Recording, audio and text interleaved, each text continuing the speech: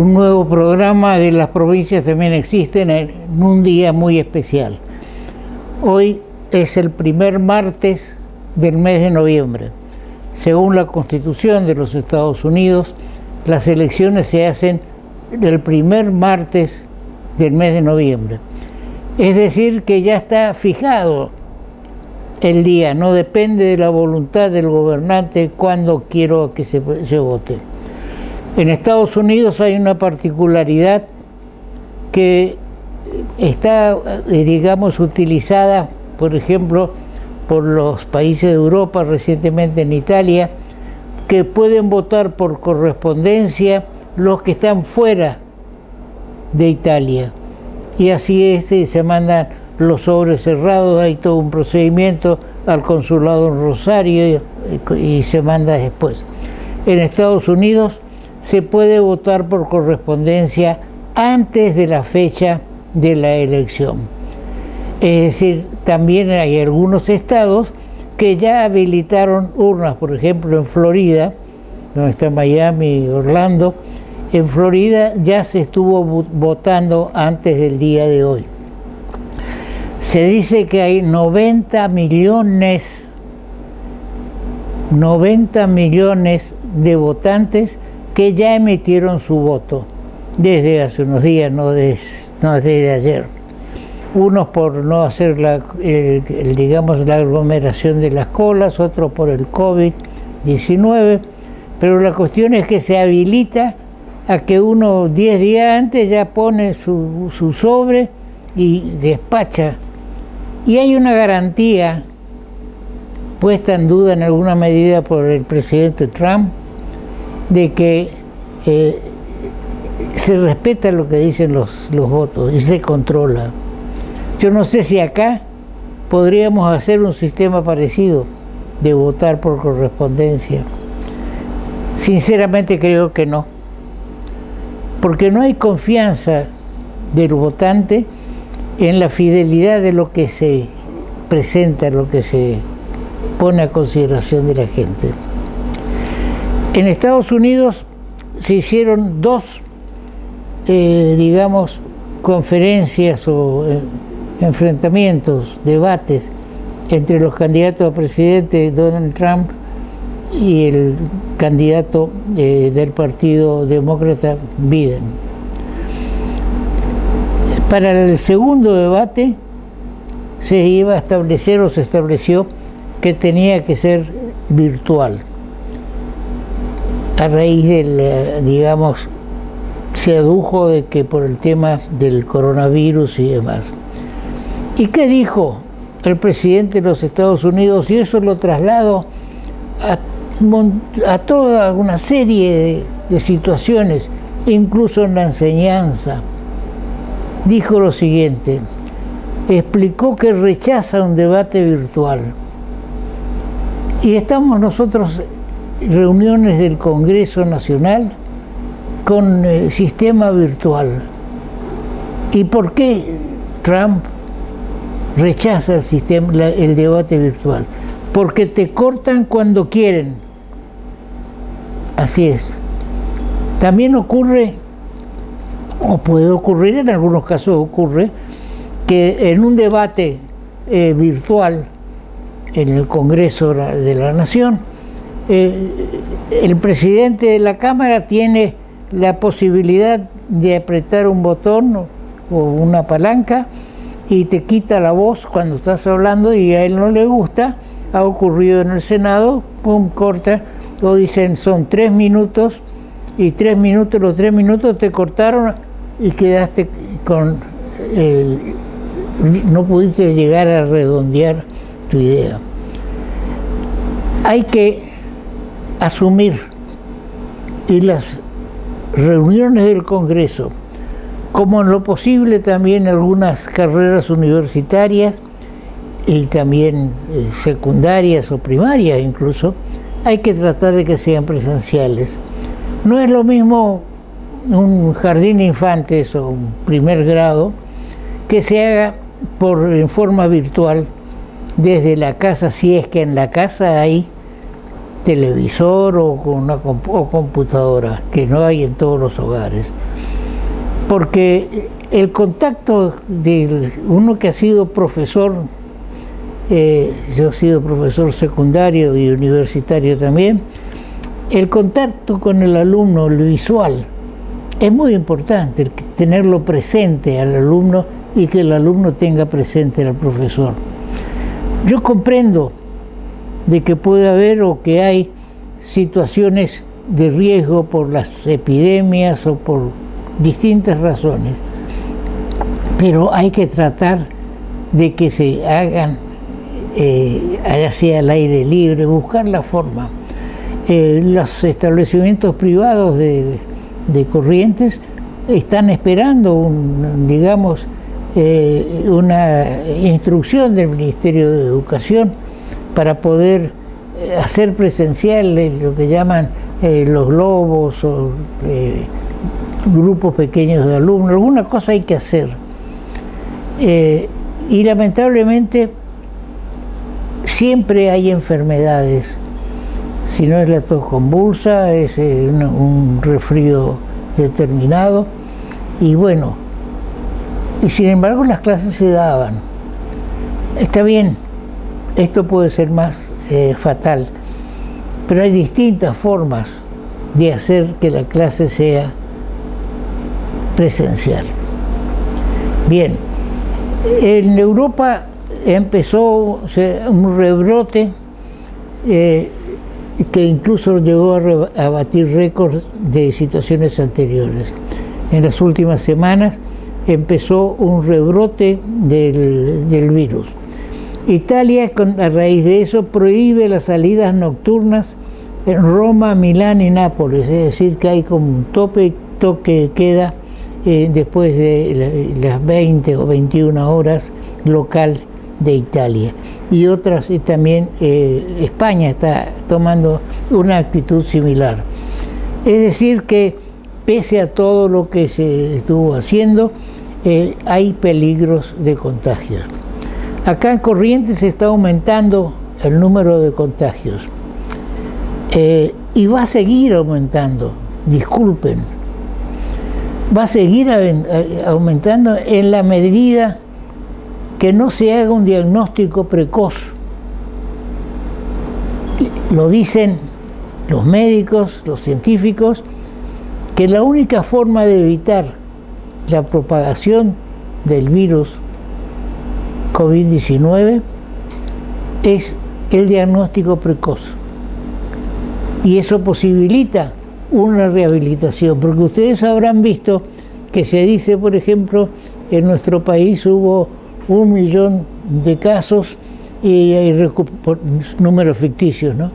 1 millón de casos y 990.000 se recuperaron, porque hay diagnóstico temprano, diagnóstico precoz. Pero resulta que en Corrientes el diagnóstico precoz no es posible de realizar para mucha gente porque hay que pagarlo. Cuando hacer un diagnóstico precoz, el Estado gana plata y corta posiblemente una cadena de contagios. El diagnóstico precoz tiene que ser gratuito, digamos, el hisopado que se hace, pero no puede cobrarse o esperar que una persona tenga declarado que está infectada para atenderlo. El tema es sencillo: diagnóstico precoz. Señor Ministro de Salud Pública, señor Gobernador, hay quienes podemos pagar lo que se solicita, que son 6.000 pesos en los establecimientos públicos o 8 o 9.000 en los privados. Y hay otros que no pueden pagar. Y en la medida, ¿por qué se está, digamos, aumentando ahora en Corrientes los casos de virus 19? Porque empieza a haber más digamos, en alguna forma se empieza a ver más disopados, ya sea pagos o en algunos casos en los hospitales tal vez sean gratuitos, pero cuanto más se investigue, más va a haber, pero más vamos a poder combatir al COVID-19.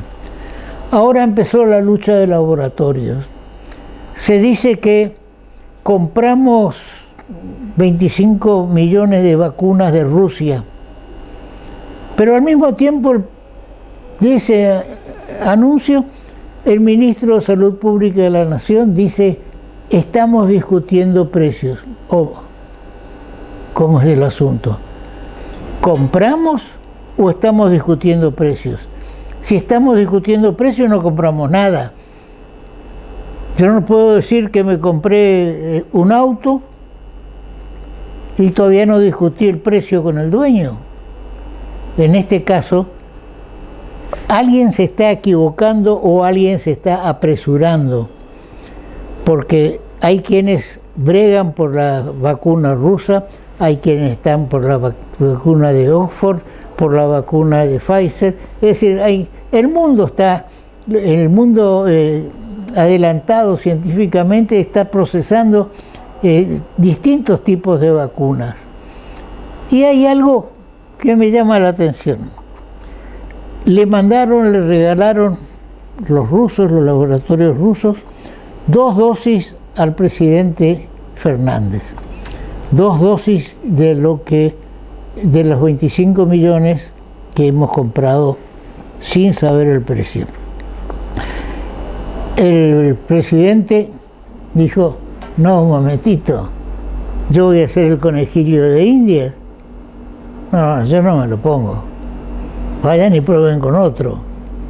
Porque en definitiva uno no sabe qué tienen esas vacunas, no se conoce si provocan alguna reacción especial o no. Pero entonces, si el presidente dice: mira, está desconfiando un poco, y no sé qué pasa. El presidente, con mucha sagacidad, dijo de que no me voy a poner yo la vacuna y el resto del país no va a tener la posibilidad de colocarse la vacuna. Buen argumento, pero la realidad para mí es que busquen otro conejillo de Indias. Conmigo no. Bien, vamos a un corte y volvemos.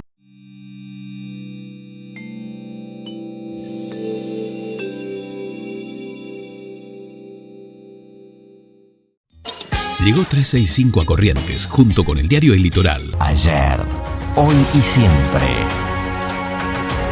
Banco, el Banco de Corrientes. Municipalidad de la Ciudad de Corrientes, latiendo juntos.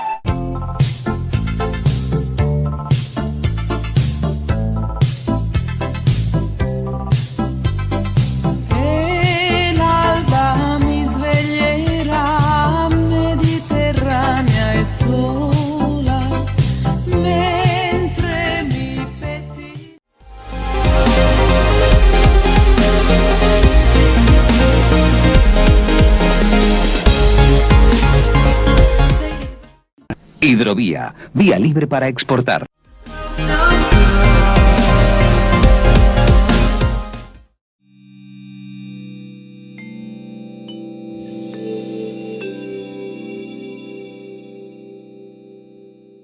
Estamos con el doctor Germán Brayar Pocar, que es el director del Hospital Geriátrico que ha cumplido 35 años.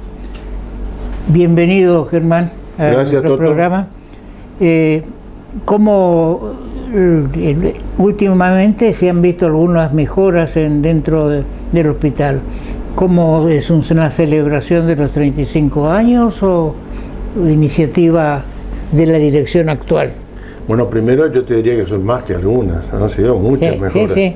Pero no fue con motivo de la celebración, sino que permanentemente tratamos de ir haciendo mejoras no solamente en lo edilicio, sino también en el equipamiento, pero por sobre todas las cosas en la atención y en la atención de los pacientes. Vos me dirás, bueno, ¿y de qué manera se puede mejorar eso? Siempre se puede mejorar en la calidad y en la calidez que se le da a los pacientes cuando se los atiende. Es un trabajo permanente con el personal profesional, todo el personal, desde el director para abajo hasta maestranza y vigilancia. Hacemos mucho hincapié en la calidad y la calidez con que se debe atender a nuestros pacientes. La calidez es algo muy fundamental. Todo enfermo necesita tener, aparte de una buena dosificación médica, calidez por parte del profesional. ¿Hay algún límite de edad para entrar al ser atendido en el geriátrico? Límite hacia abajo. Sí. 60 años. 60 años. Sí. Entonces, digamos, ¿quedan internados o hay atención fuera del hospital? Las dos cosas. Nosotros tenemos pacientes internados, tenemos lo que se llama hospital de día, donde los pacientes van a las 8 de la mañana, ahí desayunan, almuerzan y meriendan, y a las 6 de la tarde se los lleva a su casa. Y a estos pacientes se los busca y se los lleva a cargo del hospital. ¿Y quedan en su casa a dormir? Quedan en su casa a cenar y dormir. Y esto les permite interactuar con pacientes de su misma edad, hacer actividades lúdicas, recreativas y creativas, y al mismo tiempo a sus convivientes les permite salir a trabajar, a estudiar, ocuparse de sus cosas. Realmente para la familia es un gran alivio, y para ellos es de una gran ventaja poder interactuar con gente de su edad. También tenemos el servicio de rehabilitación neurocognitiva, que lo que hace es, como su título lo dice, es rehabilitar a pacientes que han tenido un accidente cerebrovascular o que tienen signos precoces de demencia o de otra incapacidad de tipo neurológica que los hace perder algunas de sus habilidades o muchas de sus habilidades y capacidades físicas o su independencia como ser humano. Y ahí se implementan distintos tipos de terapias grupales donde se trata de rehabilitar en el caso que se pueda o estimular otras áreas de su personalidad, otras áreas de su cerebro que le va a permitir suplir aquellos que ha perdido. Fundamentalmente los que han tenido un accidente cerebrovascular. Lamentablemente estos últimos dos servicios que te acabo de mencionar, desde que empezó la pandemia, el de rehabilitación lo tenemos inactivo y el de hospital de día funciona parcialmente. Nosotros lo que hacemos es llevarle la comida, estas 3 comidas a la casa a estos pacientes y atender casos muy puntuales. ¿Por qué esto? Porque en los dos casos significan amontonamiento de gente. No, bueno, está mal la expresión amontonamiento, pero sí juntar un grupo determinado de gente donde sería imposible respetar la distancia social. Entonces, tuvimos que suspenderlos, inclusive a pedido del PAMI, que es nuestro principal financiador. Sí. Ahora, ¿hay alguna relación con el asilo de ancianos? No, nosotros les prestamos servicio al asilo de ancianos, pero en realidad son dos instituciones separadas y que prestan servicios totalmente distintos. Esto no es un asilo, esto es un hospital de agudos, porque más allá de estos dos servicios que te acabo de decir, funcionamos como un hospital común, con terapia intensiva, con sala de internación, con consultorios externos, con distintas especialidades, no especialidades quirúrgicas, no tenemos quirófano, pero después todas las especialidades clínicas funcionan. En cambio, el asilo de ancianos, como su nombre lo dice, es un asilo donde la gente queda a vivir. Acá no. Acá una vez que pasa el episodio agudo vuelve a su casa o de donde vino. Ahora, si del hospital, del asilo de ancianos necesitan atención médica, nosotros estamos auxiliándolos permanentemente. Sí. ¿Crees que es suficiente la cantidad de camas que tienen en el geriátrico?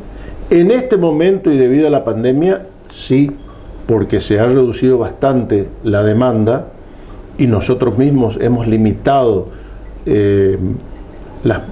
no las prestaciones, pero sí el número de pacientes que atendemos, justamente para evitar que se vaya juntando gente. Pero en épocas normales no es suficiente.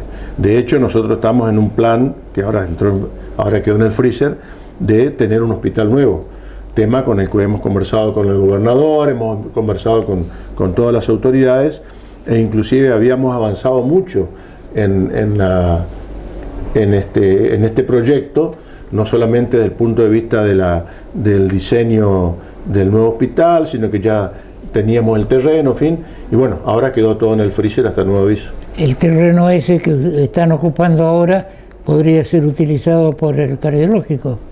Seguramente. Dentro de un convenio. Ahora, ¿dónde estaba pensado hacer el nuevo? Nuestra idea era hacerla en un terreno que está en Avenida Chacabuco y La Madrid, al lado de donde ahora hay un depósito judicial, creo. Sí, no creo. Hay un depósito judicial. Bueno, esas creo que son como 6 u 8 hectáreas y nosotros habíamos pedido que se nos cediera uno que tiene 80 metros de frente y 200 de fondo. ¿Y por qué ese lugar? Porque tiene acceso por La Madrid, por Chacabuco, por esta otra calle, creo que es Bolivia, la que tiene atrás. O sea, tendría acceso por tres frentes y además muy próximo a la avenida Cazadores Correntino, Independencia, 3 de Abril, Chacabuco mismo, Maipú, por la calle Asunción. O sea que el acceso al hospital sería bastante ágil, que es una de las cosas que se busca cuando uno va a situar un hospital nuevo. Ahora, indudablemente que también el tener 200 metros ayuda a la rehabilitación, porque... Por supuesto, porque está pensado en un hospital de agudos, pero con un fuerte servicio de rehabilitación. Pero bueno, todo esto ahora, este año directamente ni se tocó el tema. Hay que esperar. Hay que esperar. Espero que no sean otros 35 años, ¿no? Espero. Bien. Bueno, pero de cualquier manera estos 35 años sirvieron para, digamos, instalar al hospital geriátrico en la comunidad, en la conciencia de la gente, de la necesidad de tener un hospital dedicado a adultos mayores, porque la atención es distinta, porque las prestaciones que se hacen son distintas y porque el modo de tratar al paciente es distinto a un hospital que trata personas de menos edad. Es como si me dijeras, pongamos a los pacientes pediátricos junto con los adultos, es más o menos lo mismo, hay que diferenciarlos.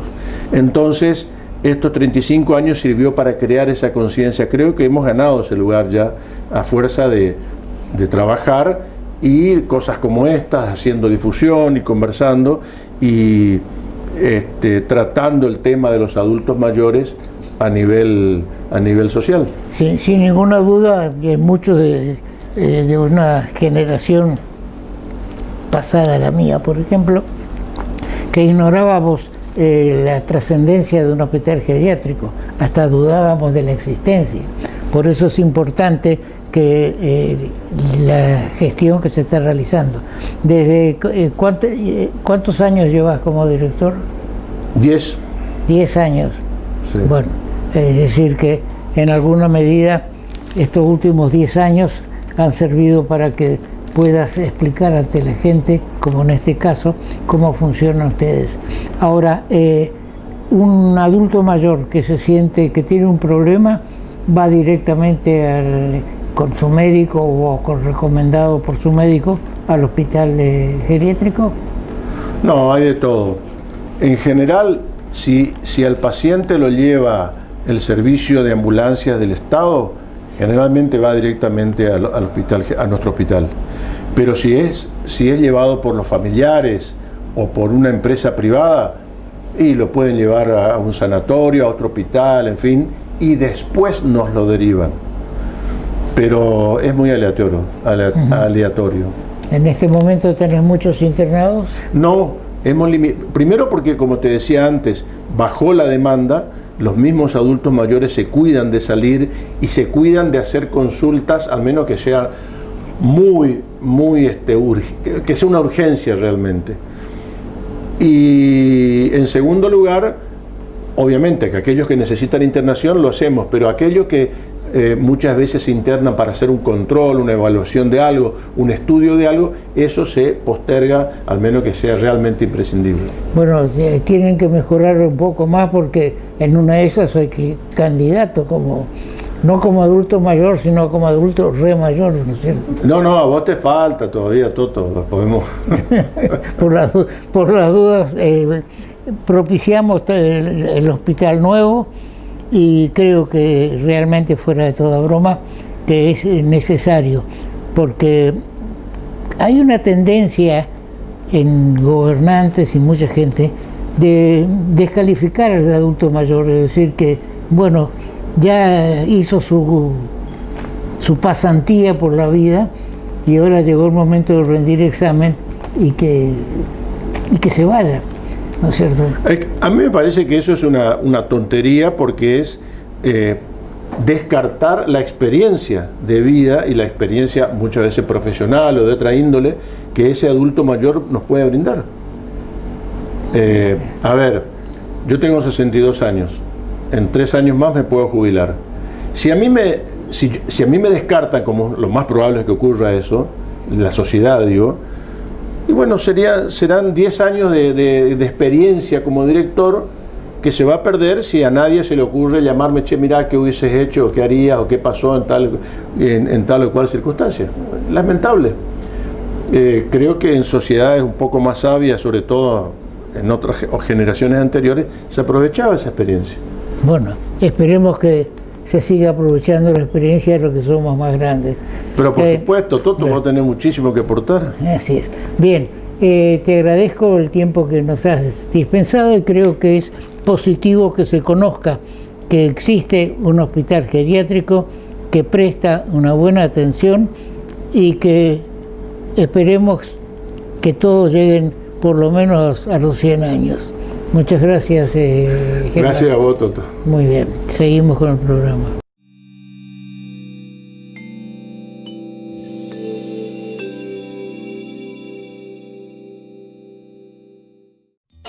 Llegó 365 a Corrientes, junto con el diario El Litoral. Ayer, hoy y siempre.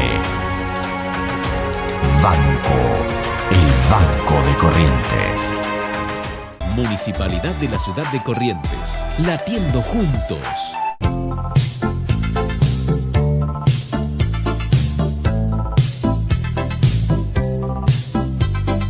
El alba misveglierà mediterranea e sola, mentre mi petti.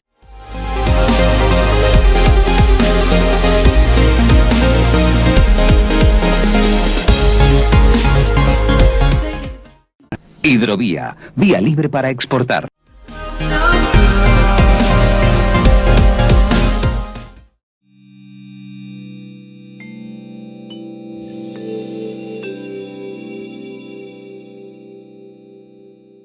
Estamos con la diputada provincial por el Partido Justicialista, Alicia Meissner. Bienvenida, Alicia. Estamos siguiendo de cerca tu actuación en la Cámara con el tema de la identidad de género. Podemos coincidir o no, pero es destacable el hecho de que ha tenido Alicia algunos gestos importantes en este tema, incluso de bajar la pretensión de su proyecto con tal de que salga, que se avance algo. No sé si estoy interpretando bien, te doy la palabra. Hola Toto, bueno, primero muchas gracias por la invitación nuevamente y lamentablemente nuevamente para seguir hablando del proyecto y no ya de la media sanción. O sea, me hubiera gustado venir al programa para charlar de la media sanción, porque habiendo al día de hoy 4 proyectos de paridad de género en la Cámara, uno de ellos no es de mi autoría, el resto son de la oposición, o sea, de la oposición del oficialismo, digamos, ¿no? De la oposición es solamente uno. Todavía nos preguntan a nosotros desde la oposición por qué no se aprueba el tema.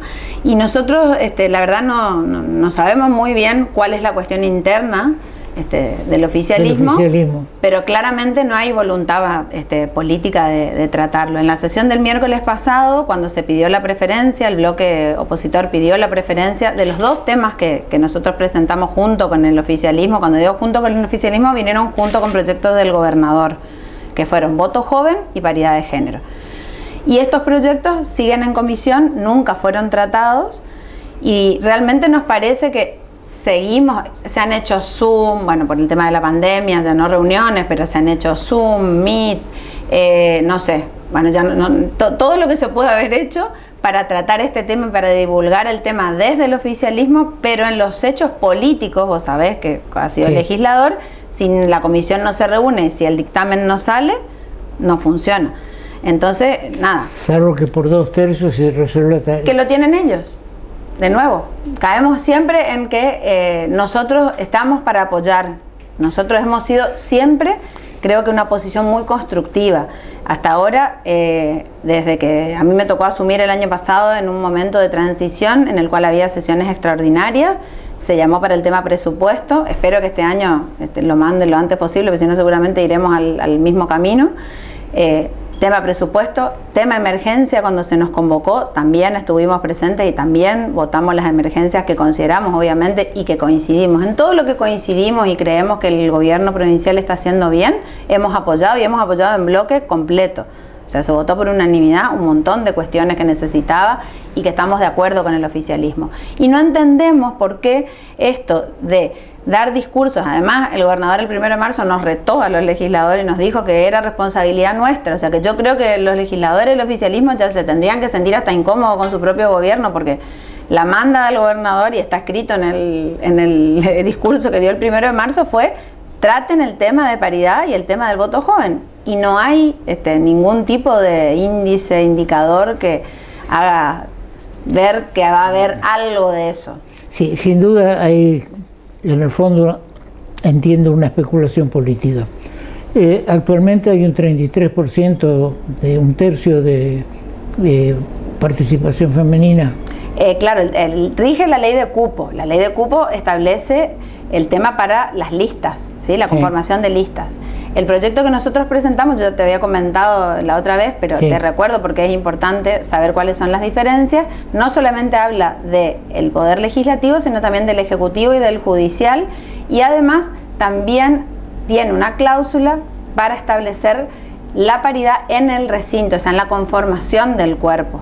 Porque si no, nos vamos a quedar como con la ley de cupo, ¿no? Que no funciona muy bien. Que entonces la sustitución se tiene que dar paritariamente hasta que se llegue al 50% de ambos géneros. Bueno, esto es un poco complicado. Mira, en principio, por lo menos que empecemos con que haya paridad en las listas, ya tenemos un avance. Vamos a tratar de ir avanzando, como te digo, y queremos avanzar. Por eso lo que yo les planteaba el miércoles pasado, después de no aceptar la preferencia, los pares del oficialismo, es que este es un tema que hay que debatirlo para que la sociedad sepa cuál es la opinión de cada uno de los legisladores, porque si no, cuando nos ponen un micrófono, decimos sí, estamos a favor por la igualdad, por la equidad, por la participación de las mujeres y de las diversidades, porque también es otro tema en la política, pero cuando tenemos que votar, no votamos. Entonces, realmente yo creo que tenemos que ser coherentes con lo que uno dice y lo que uno hace.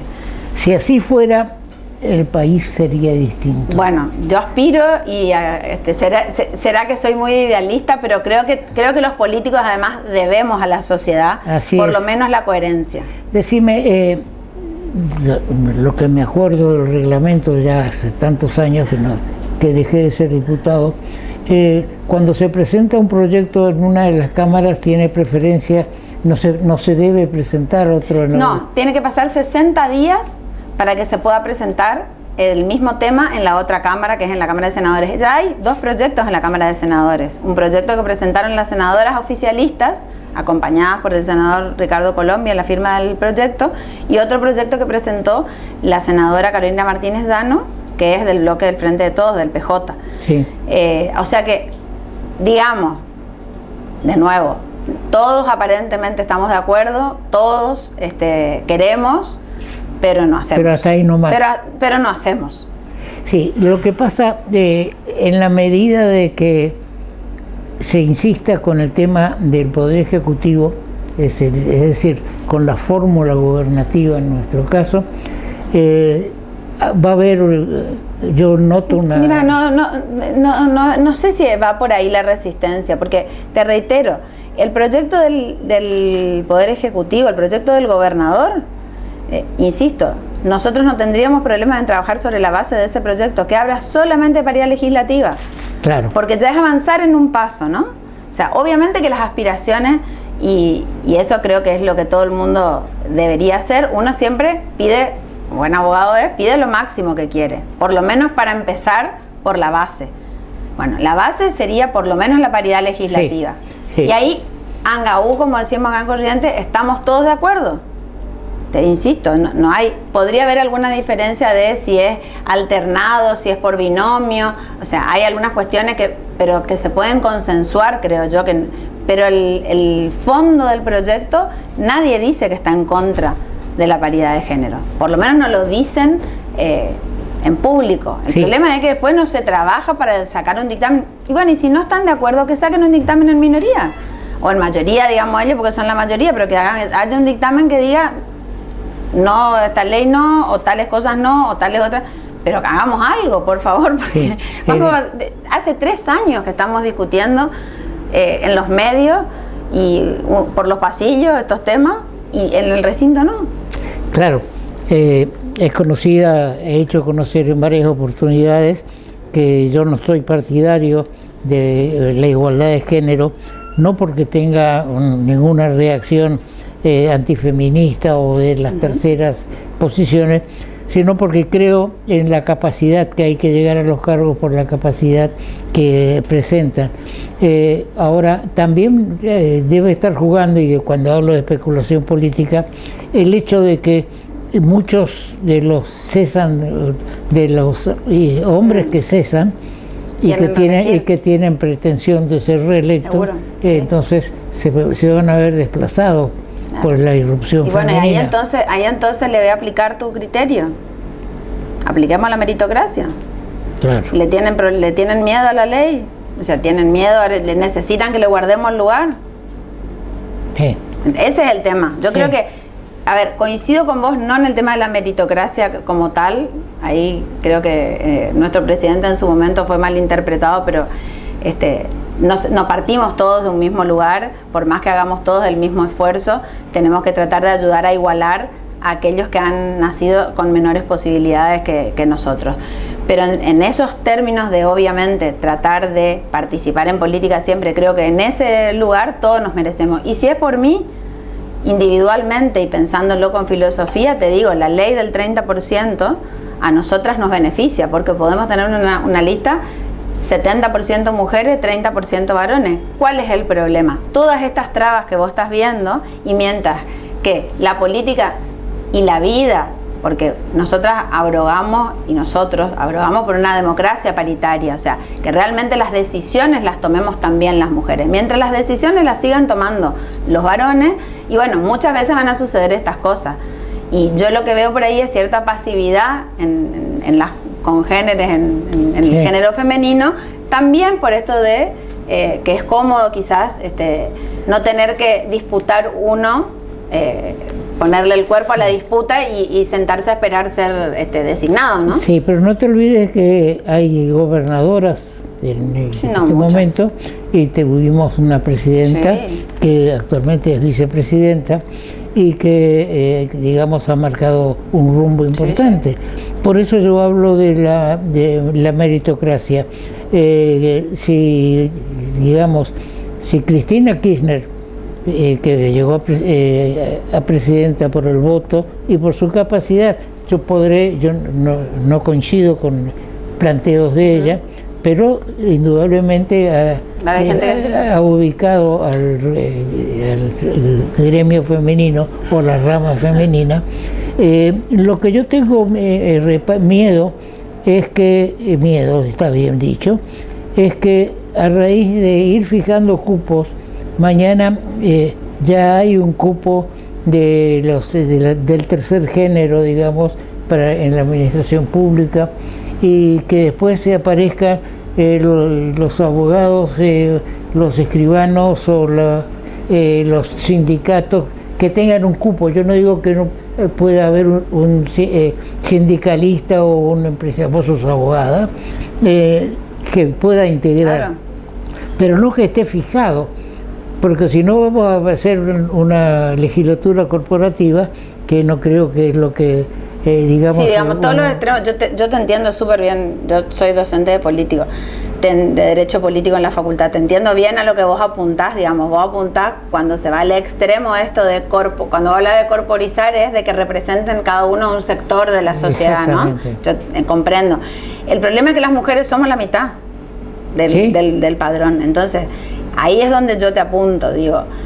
Más allá de que vos puedas representar a los abogados, a las amas de casa, a la sindicalista, a cualquier persona, creo que nos falta representación femenina y desgraciadamente por algo existen internacionalmente convenciones, en leyes nacionales, en leyes provinciales, la discriminación positiva, porque si tuviéramos una sociedad realmente igualitaria y que permitiera a las personas con el mérito nada más poder ocupar los lugares, entonces no estaríamos, como decís vos, discutiendo estas cosas. Estaríamos seguramente discutiendo otras. Pero como existen ciertos frenos, existen ciertos escollos que vemos las mujeres impuestos por el sistema, que no es el sistema que manejamos nosotras, en el sentido de que nos lo construimos nosotras, nos lo coordinamos nosotras.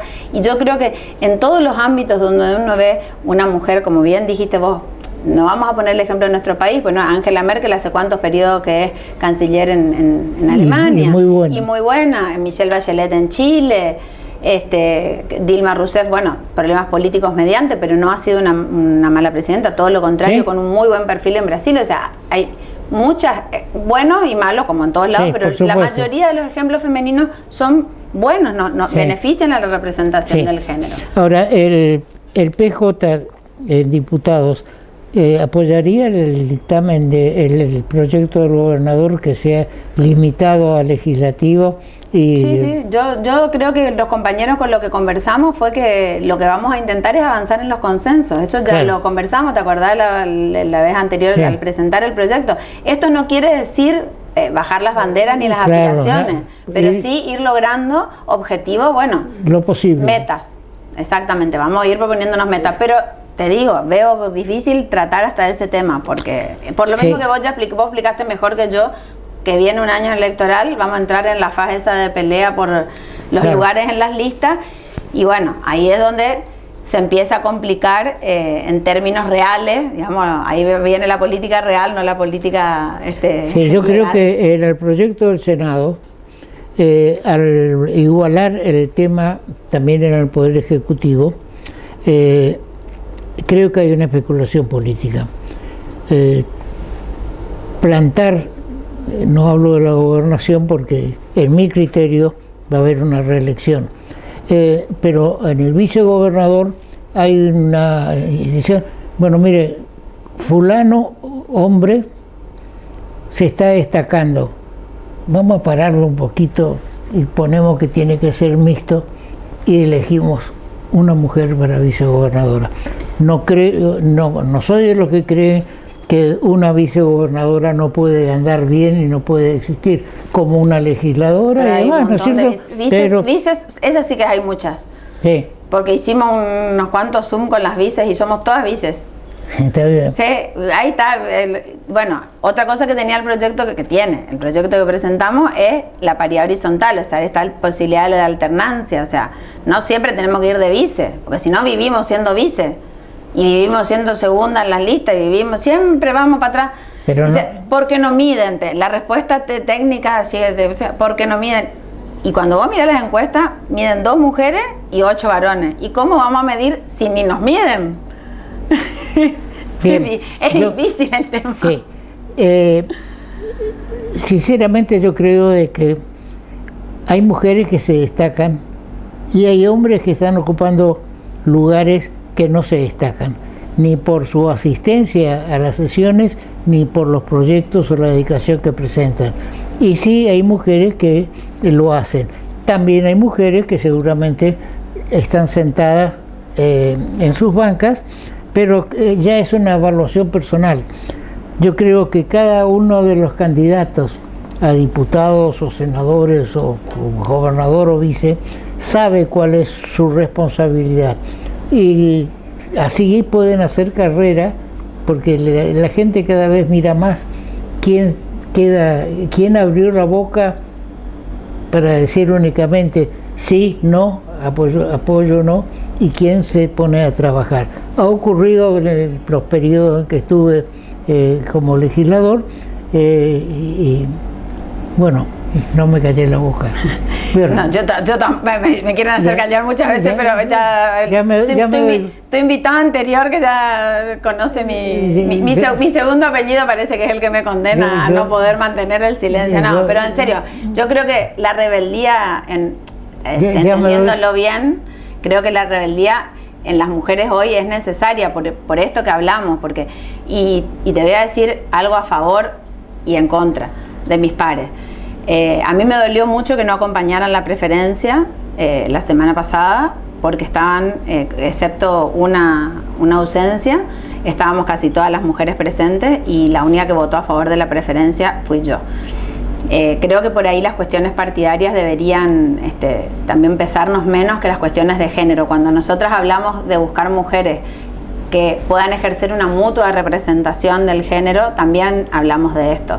Como decís vos, no es una cuestión ideológica, no es una cuestión técnica, es una cuestión ya de especulación política en vistas a las listas. Eso por un lado.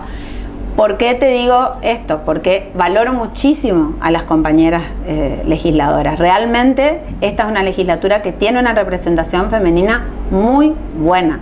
Eso que dijiste vos de estar, no creo que ninguna de las que esté ahí está sentada en la banca porque está sentada decorando la banca. Todas las diputadas hasta ahora han demostrado presentar proyectos, hablar, saber de los temas que estamos tratando.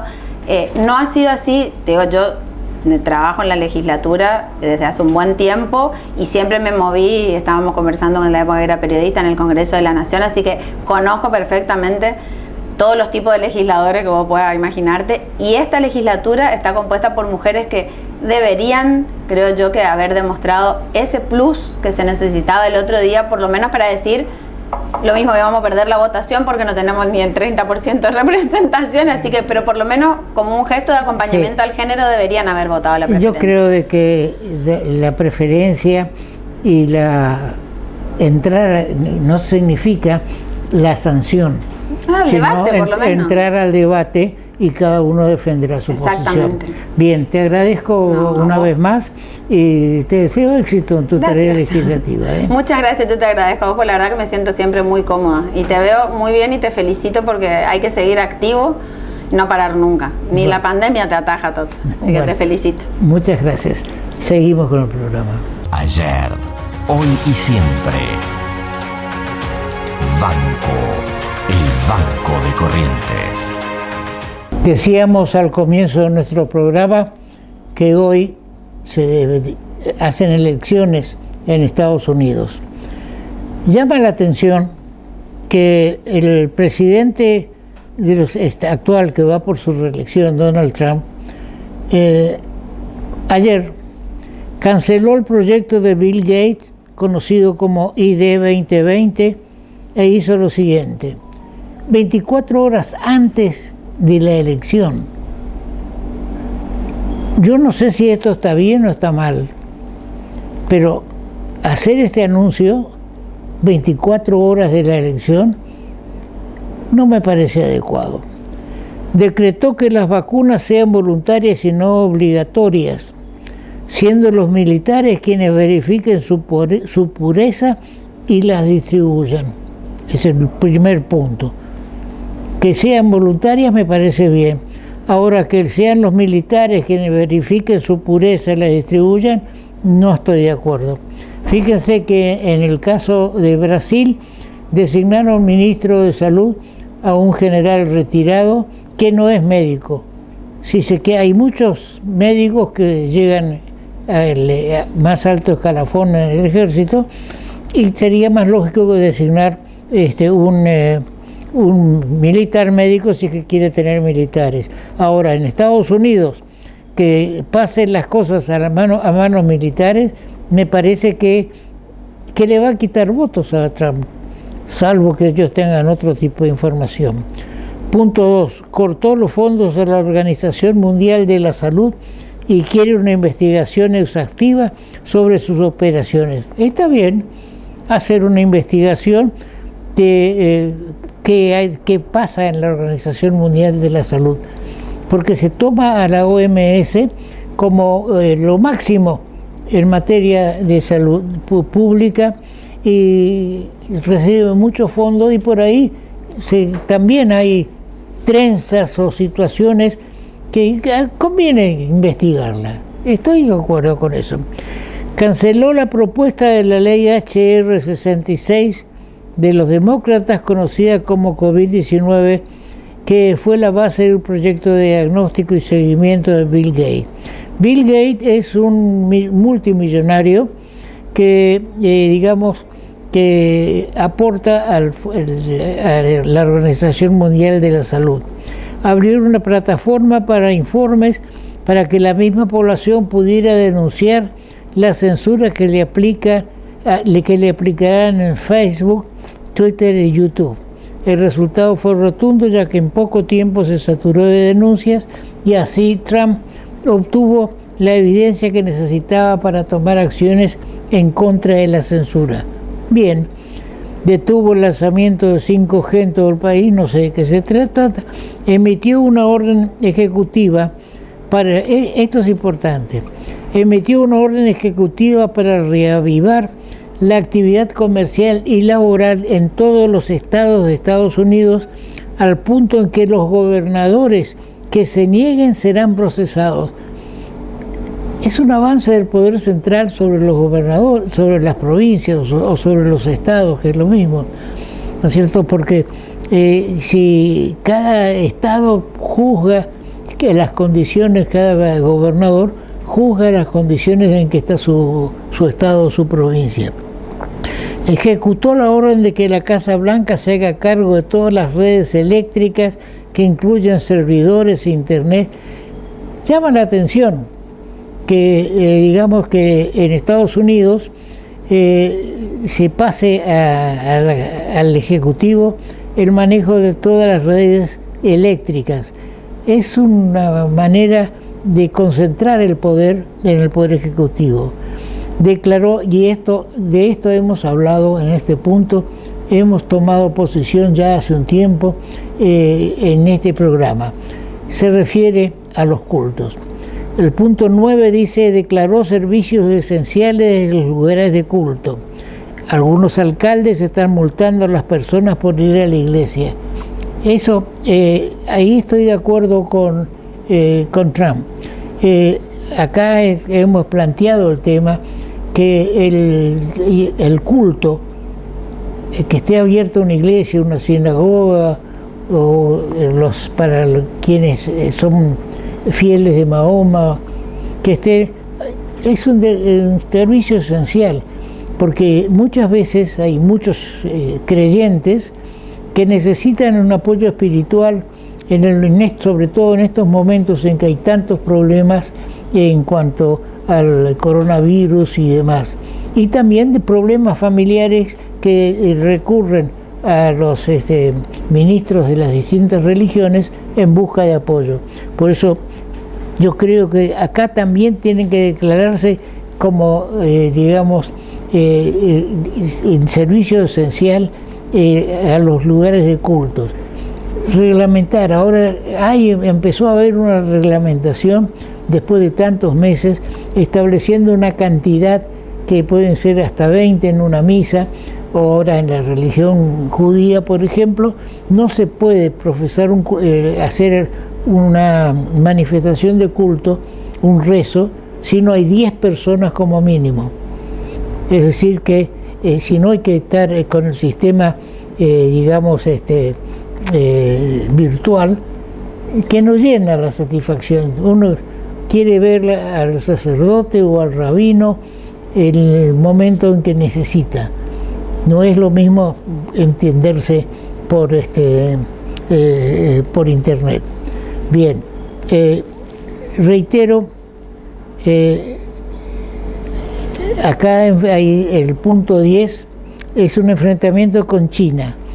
Aplaudió a Australia y a 116 países por insistir en una estricta y rigurosa investigación a China por haber propagado el supuesto COVID-19 a pesar de varias amenazas de China por rechazar exportaciones críticas.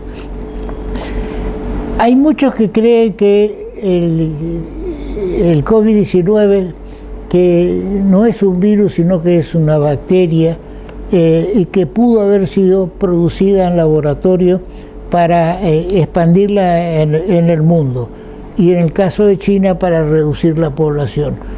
Yo francamente no estoy convencido de eso y no lo apoyaría, porque no creo que la mente humana pueda ser tan terrible como para crear un virus o con lo que sea para matar gente. Entonces, apoyo esta situación, y como hay quienes sostienen que las próximas guerras no van a ser militares, sino que van a ser bacteriológicas. Otro peligro, porque si vamos a tratar de enfermar al adversario o de matar al adversario creando un virus, es decir, que desde los laboratorios se va a poder regir la salud pública. Bien, volvemos al tema de los, test que se hacen en la bajada del puente de ahora, y que se cobra. Es decir, que el que va y que viene tiene que estar todos los días, tiene que estar pagando, al menos así lo entiendo. Si no es así, que exista una aclaración por parte de salud pública. También se ha planteado este tema del puente del General Belgrano, se ha planteado ante la Organización Mundial de Derechos Humanos, porque se sostienen los presentantes, son dos abogadas que encabezan el sistema, de que se está afectando los derechos humanos al hacer un control tan estricto en el puente. Lo mismo el caso ya es para tomarse de la cabeza lo que está pasando en la frontera, no hay que decir frontera, porque frontera es con el exterior, en el límite jurisdiccional de Chaco y Formosa. Hay gente que está, personas, mujeres, hombres, niños, que están hace meses tratando de ingresar a Formosa y no se les permite, y se les da como fecha el 18 de diciembre. ¿Por qué? Si hay que hacerles una revisación o hacer una cuarentena, ya sea de un lado o del otro, pero no se puede tener gente que viviendo a la intemperie, sin servicios sanitarios, sin agua corriente, es decir, no pueden ser cautivos de una situación. Yo creo de que ahí sí tendría que intervenir la Corte Suprema. Ya hubo un caso de la Corte Suprema, porque hay gente que tiene que ir a ver a su padre o a su madre que se está muriendo, y no puede llegar porque le atajan. Eso ha ocurrido también en Córdoba y en algunos otros lugares. Bien, esperemos que todo esto de la vacuna rusa y demás no sea una nube de humo, y que podamos encontrar la forma de combatir, de prevenir. Y señor Ministro de Salud Pública, perdóneme, Yo soy abogado, no estoy, pero le razono que la detención temprana de estos casos favorece el mejoramiento y no se debe cobrar en los establecimientos públicos el hisopado. El que quiere un hisopado mejor o que no le gusta y va a un laboratorio privado, y bueno, que lo pague, que pague lo que establezca el laboratorio, pero que Salud Pública obligue a hisoparse para bajar del puente y le obliga a hacerse el hisopado y le cobre 6.000 pesos, no lo entiendo. No es una forma de recaudar fondos para la provincia o para salud pública cobrarle a la gente para prevenir si va a estar o no enferma. Será hasta el próximo programa y esperemos que las cosas mejoren para entonces.